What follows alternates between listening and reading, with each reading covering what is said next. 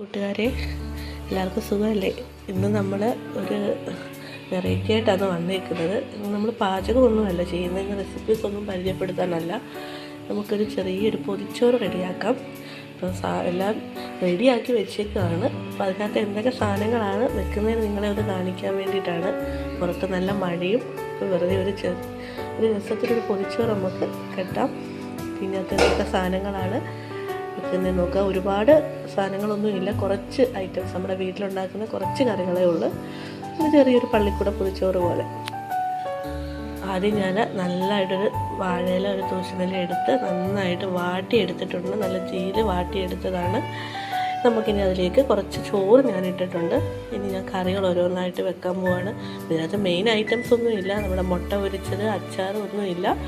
ഉള്ളതുകൊണ്ട് ഓണം പോലെ ഒരു ചെറിയൊരു പൊതിച്ചോറ്. ആദ്യം ഞാൻ ചമ്മന്തിയാണ് വെക്കുന്നത്. തേങ്ങയും പച്ചമുളകും കറിവേപ്പിലയൊക്കെ ഇട്ട് അരച്ച ചമ്മന്തിയാണ് വെച്ചത്. നമുക്ക് അതിൻ്റെ സൈഡിലായിട്ട് ബീട്രൂട്ട് കൊണ്ട് തോരൻ ഉണ്ടാക്കിയിട്ടുണ്ട്. ബീട്രൂട്ട് തോരൻ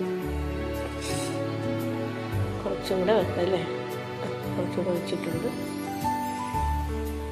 ഇനി നമുക്കതിലേക്ക് മെയിൻ ഐറ്റം ഉണ്ട്, മീൻ വറുത്തത്. കിളിമീൻ കിട്ടിയായിരുന്നു, അത് വറുത്തു രാവിലെ. അപ്പോൾ അത് 2 എണ്ണം വെച്ച് കൊടുക്കുവാണ്. അതിനകത്ത് ഒരുപാട് സാധനങ്ങളുടെ കുറവൊക്കെ ഉണ്ട്, എങ്കിലും നമ്മുടെ പൊതിച്ചോറ് ഇതിങ്ങനെയാണ്. നമുക്കിത് കെട്ടി വെക്കണം. കെട്ടി വെച്ചിട്ട് ക്ഷമിക്കണം, ഇടയ്ക്ക് വെച്ച് കറണ്ട് പോയി കേട്ടോ. അതാ പെട്ടെന്ന് വീഡിയോ ഇരുട്ടായത്.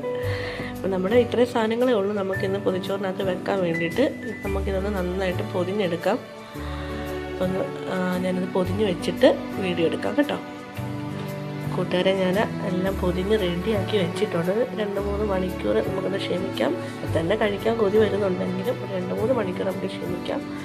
അപ്പം ഞാനത് തുറക്കാൻ നേരത്ത് വീഡിയോ എടുത്തിട്ട് എല്ലാവരും കാണിക്കാം കേട്ടോ. കൂട്ടുകാരെ, ഞാനിപ്പോൾ നമ്മുടെ പൊതിച്ചോറോട് എടുത്തിട്ടുണ്ട്. ഏകദേശം ഒരു 3 മണിക്കൂറോളം നമ്മളത് പൊതി വെച്ചിട്ടായിട്ടുണ്ട്. പിന്നെ പൊതി ഒന്ന് അരിച്ച് കാണിക്കാം.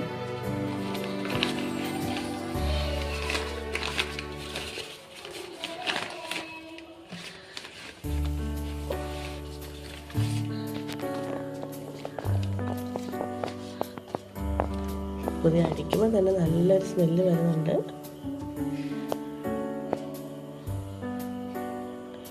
അപ്പം എല്ലാവരും നമ്മുടെ ചാനൽ സപ്പോർട്ട് ചെയ്യണം, നമ്മളെ വിജയിപ്പിക്കണം. അപ്പം ഇനി അടുത്ത റെസിപ്പിയായിട്ട് കാണുന്നത് വരെ എല്ലാവർക്കും നല്ല ദിവസങ്ങൾ നേരുന്നു. ഇനിയിപ്പോൾ ഞാനൊന്ന് കഴിക്കട്ടെ. നന്ദി.